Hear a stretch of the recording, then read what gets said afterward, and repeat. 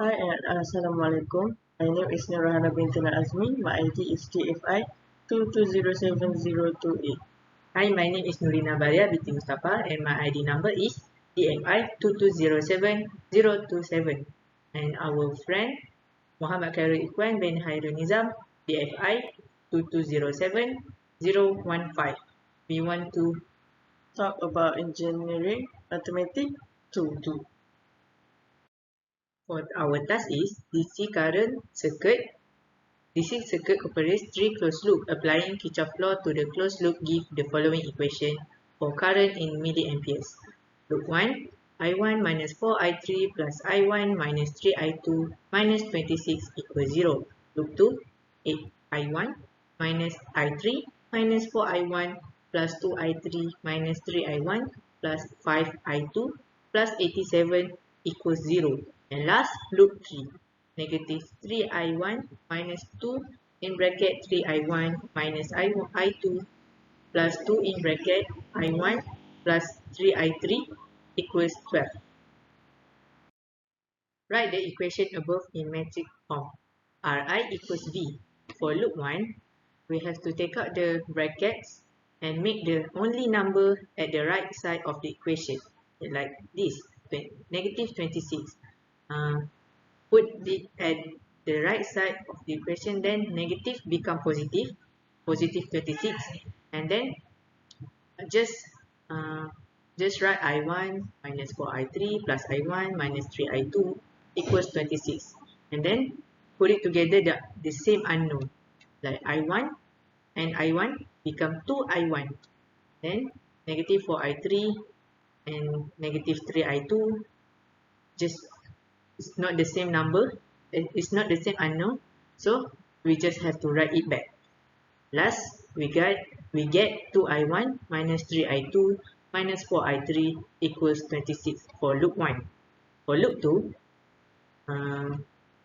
the only number, we have to put it at the right side.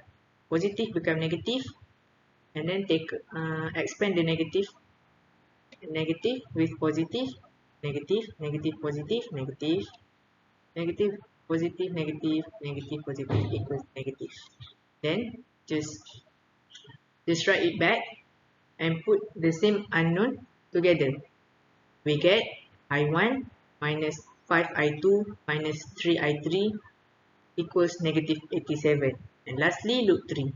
Loop 3, we have to expand 2 times 3 equals 6. Negative 2 times 3 equals negative 6. Negative 2 times negative 1 become positive 2. This one also, we have to expand it. 2 times 1, 2 times 3 equals 6. This already at the right, the number already at the right side, so we just keep it there. Lastly, we get negative 7I1 plus 2I2 plus 6I3 equals 3. After we get all the complete equation, loop 1, loop 2, loop 3, we have to change it to metric form. How? Just stay the position, the numbers position, like 2, negative 3, negative 4, 2, negative 3, negative 4.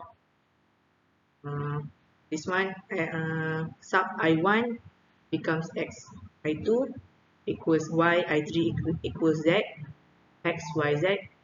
This one, just rewrite after the equation, after the equation. Okay. For the question B, we have to calculate the R determinant, R transpose, and R inverse. Firstly, we have to find the R determinant. So this is number that we gave, and this is the first bracket, second bracket, and third bracket. Firstly, we have to take out the first bracket. After that, we have to choose the row or the column. Then I choose the number 2, negative 3, and negative 4. The next step is we have to ignore the column or row that number that I choose. So example, I choose number 2. Then it connected with negative 3, negative 4, 1, and negative 7. Then we have to just ignore it. just take out the number that didn't connect with the 2. So we just put it like this. Same goes to -3 and -4. Then after that, we have to times the -5 and 6 because this is the leading diagonal, and we have to times the 2 and -3 because this is the diagonal. Same goes to the other numbers. Then just write it like this. After that, we have to finish the number in the bracket first. So -3 plus 6 become -24. 6 minus 21 become -15. 2 minus 35 become -33.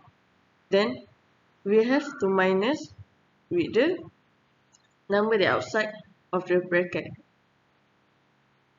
2 times -24, it will become -48. Same goes to the others number. Then -48 minus 45 plus 132, then we will get the R determinant is 39. So for the second question, we have to find the R transpose. This is the number that it gave. This is the column and this is the row. So we have to change the column, turn into the row like this. Answer. So from the column 2, -3 and -4, we change it to row, then it will turn 2, -3 and -4. Same like others column. We have to change it from column to the row. So this is the question number 3. The question number 3 is we have to use the transpose number that we do in the second question. Then we have to do it same like the question 1, but this time we have to renew all the number. We don't have to choose this one. Then, so this is the leading diagonal and the diagonal number. After we choose, then we have to settle down the number. Then like -5 bracket 6 minus bracket -3 bracket 2, we will get -24. Seems like the other. Then after we finish this one, we have to multiply with the number outside the bracket. So 1/39 multiply with -24, we will get -24/39. Seems like the other one. So 1/39 multiply 10, we will get 10/39. Then the 11 one, we will get -11/39, 15/39, -16/39, 2/39, -33/39, 17/39, -7/39. Then, as we can see, the -24 and 36, we can make it small. Then, we turn it, the new number, -8/13. But, for the -11 and 39, we can't make it small. Then, we just rewrite the number. So, after we make it small, then the others number, we get the result. This is the final result for the question. Proceeding to the next question, use inverse method to solve for I1, I2 and I3. First, we substitute I1 into X, I2 into Y, and I3 into Z. Okay, we need to inverse R -1. So, we take X, Y, and Z equal to the R1 adjacent R and to the answer. Then, we move row times by column, first row times column, and then we put it on the first row, and then second row times this column, and then we put it on the second row, and then third row we put it here. So we can get this is equation where this times this plus negative 87 times 10 over 39 plus 12 times negative 11 over 39. Proceeding do it repeatedly until you get 3 row, and then we times the number in the bracket to get perfect number, and then we get the smaller equation, and then we solve the equation. So we get negative 542 over 13, 602 over 13, and negative 808 over 13, thus making the x equal to the row, y equal to the second row, and z equal to third row. That's all, the end.